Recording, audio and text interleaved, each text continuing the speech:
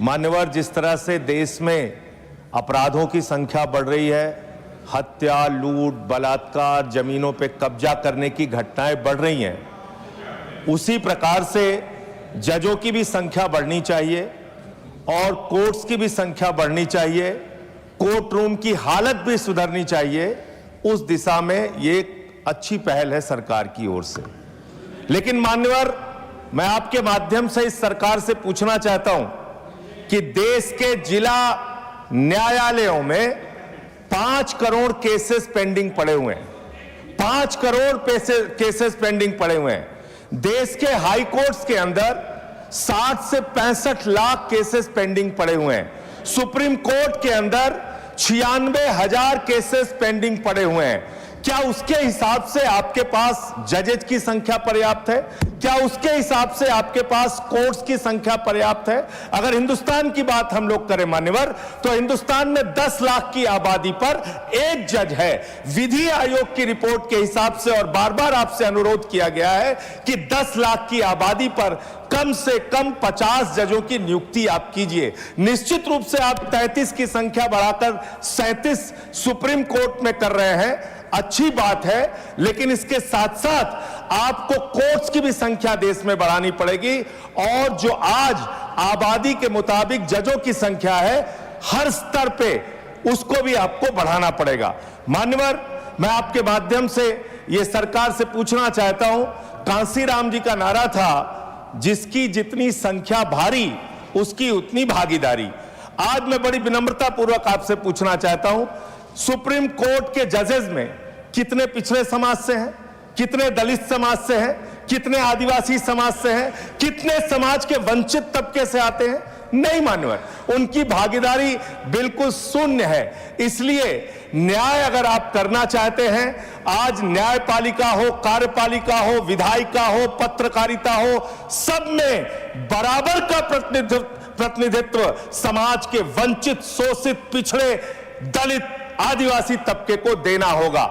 इसके साथ साथ मैं अनुरोध यह भी सरकार से करना चाहता हूं, न्याय की स्थापना तब होती है जब ऊपर से लेकर नीचे तक न्याय करता हुआ दिखे। लेकिन बड़े अफसोस की बात है, 15 साल की बच्ची से प्रधानमंत्री लड़ेंगे तो कैसे न्याय होगा? सर, मुझे अपनी बात खत्म करना है, समय बचा है, समय बचा है। मैं कह रहा हूं, सर आप बोलिए, पर बिल पर खत्म कर रहा हूं, बिल पे ही बोल रहा हूं सर, बिल पे ही बोल रहा हूं, इतनी देर तक बिल पे बोला। सर, मेरा अनुरोध ये है कि सरकार ऊपर से लेकर नीचे तक न्याय करती हुई दिखे। 15 साल की बच्ची से प्रधानमंत्री बहुत ही दुर्भाग्यपूर्ण है। 15 साल की बच्ची को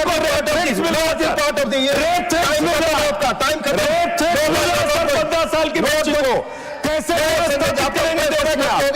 धन्यवाद माननीय सदस्यगण, आपको मालूम है, प्लीज बोल। संजय सिंह जी पहली बार किसी गवर्नमेंट बिल को समर्थन दिया है और अच्छा पहल है बोला है, अच्छा लगा। प्लीज, झूठ सब असंसदीय है, झूठ असंसदीय है। प्लीज संजय जी बैठ जाइए, आप बैठ जाइए, उन्हें बोलने दीजिए।